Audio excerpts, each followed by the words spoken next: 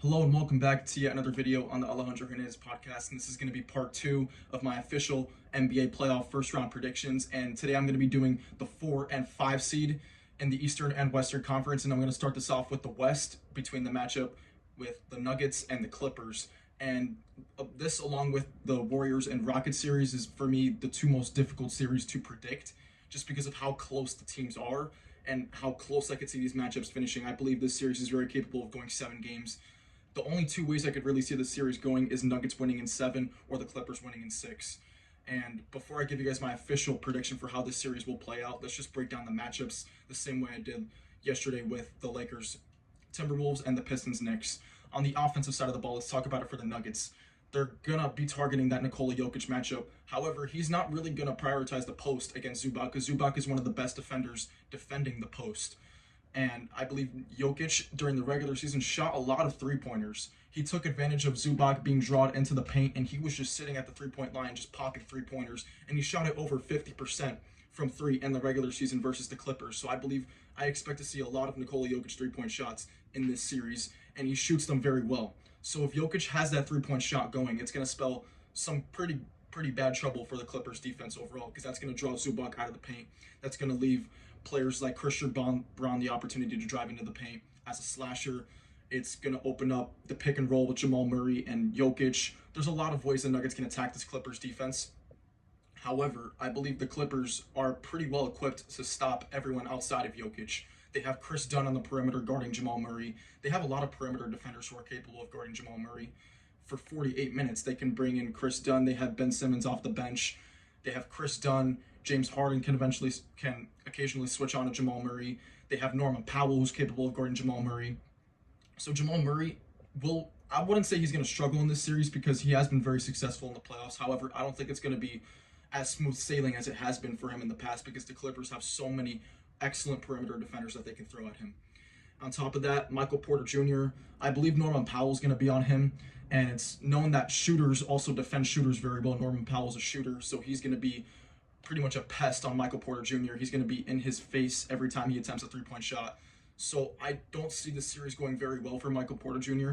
due to the sole reason that maybe if his three-point shot is not falling, his defense leaves a lot to be desired. He's one of their worst defenders, and I believe the Clippers are going to attack Michael Porter Jr. on his defensive side of the ball. And on top of that, you have Aaron Gordon, who has shot the three very well since the All-Star break. I believe he's roughly around 50% from 3 since the All-Star break. He's been shooting the 3 very well, and if the Clippers do sag off of him, he will make them pay. So I believe those are the matchups that the Nuggets should target. It's Aaron Gordon, it's Nikola Jokic at the three-point line. If the Nuggets three-pointers are falling, I believe that they have an advantage in this series. However, if they're not, they don't have the depth, and they don't have kind of the excellent defense to stop the bleeding if the Clippers do go on runs. So if the Nuggets need to be making shots in this series if they want a shot at winning it. Now let's move on to the Clippers side of the ball. With James Harden and Ivica Zubac running the pick and roll, I believe that is going to be their bread and butter in this series, because Nikola Jokic cannot defend the pick and roll to save his life. James Harden is going to be facilitating at a very high rate due to this poor Nuggets defense. They're poor in rotation, they're poor defending the pick and roll, and they're poor in switching. Most of their defenders are not capable of switching. For example, if they get a switch on James Harden to Jokic, or Zubac on a small, or Kawhi Leonard getting what he wants when James Harden's off the floor, since Kawhi Leonard runs his second unit. James Harden and Kawhi Leonard will start the game out together. James Harden will come out. Kawhi will run the second unit. I believe Kawhi Leonard is capable of taking over with that second unit. When the Nuggets second unit comes on, Kawhi Leonard is going to be cooking in this series. And I believe Aaron Gordon's not going to be a strong enough matchup to stop Kawhi Leonard in this series. Although he does have the size, I believe Kawhi Leonard is back to his normal self, back to his playoff self, and he is just faster than Aaron Gordon. I believe he's going to get to his spot. He's going to beat him to his spot, have his jumper falling, get to the rim. Jokic's rim defense, rim protection overall leaves a lot to be desired. I believe Ivica Zubac is going to eat up on the offensive glass. And if the Clippers are knocking down shots, then the Nuggets are going to be in big trouble, because they cannot stop the Clippers offense in this series. I believe there's going to be a lot of offense in this series on both sides. However, in the end, I do trust the Clippers matchups overall to neutralize the Nuggets more than I do the Nuggets neutralizing the Clippers, which is why I give the Clippers the edge in this series. I have the Clippers winning in 6, And I believe it's going to be due to the play of James Harden just simply picking apart their defense and Kawhi Leonard taking over late in ball games.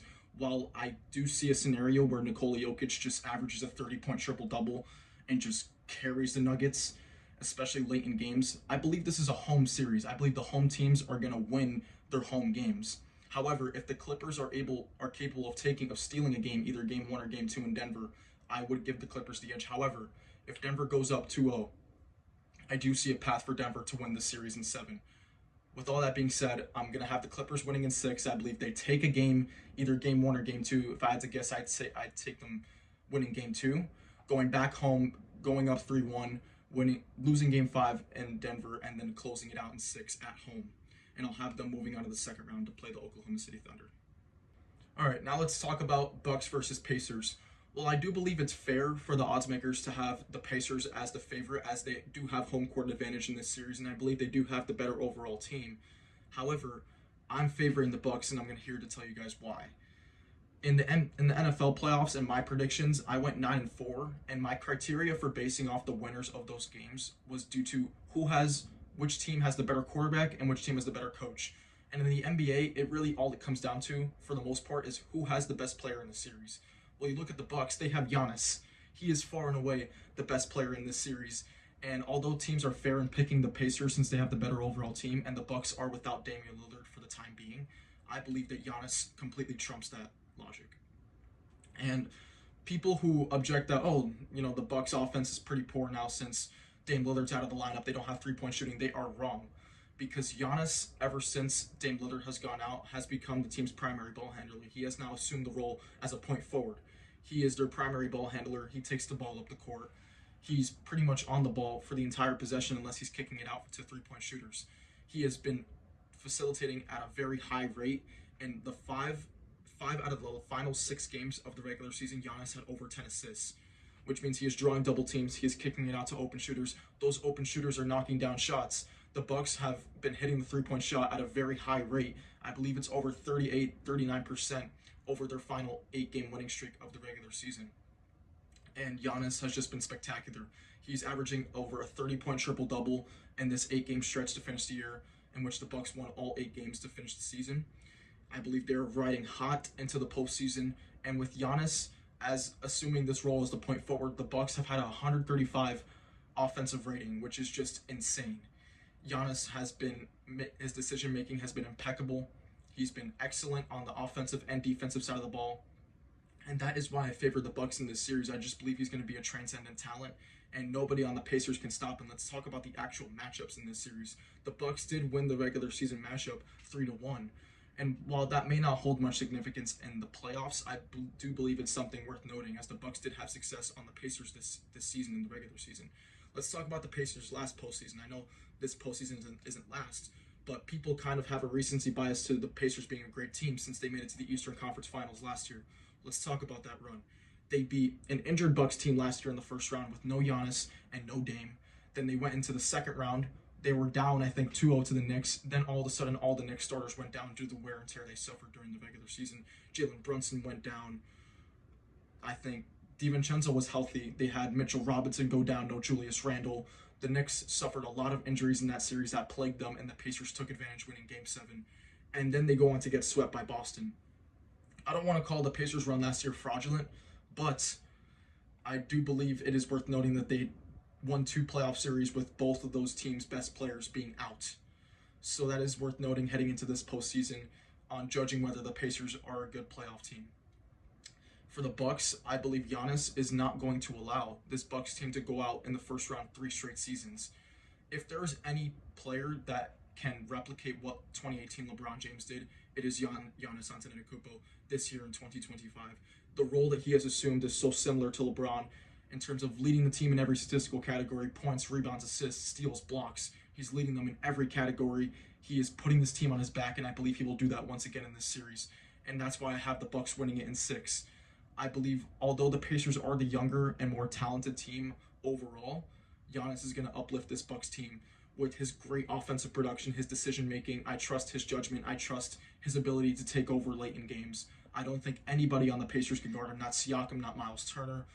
And on top of that, he has so many great three-point shooters who are shooting the ball at a high level. Gary Trent Jr., AJ Green, Kyle Kuzma, Bobby Portis, Brooke Lopez. If those guys are knocking down shots in this series, which I believe they will, I have the Bucks winning this series in 6 games. And that is going to be it for this video, and I'll see you guys next time for when I'll release my video on the 2 and 7 seeds in the Western and Eastern Conference. But until then, I'll see you guys next time.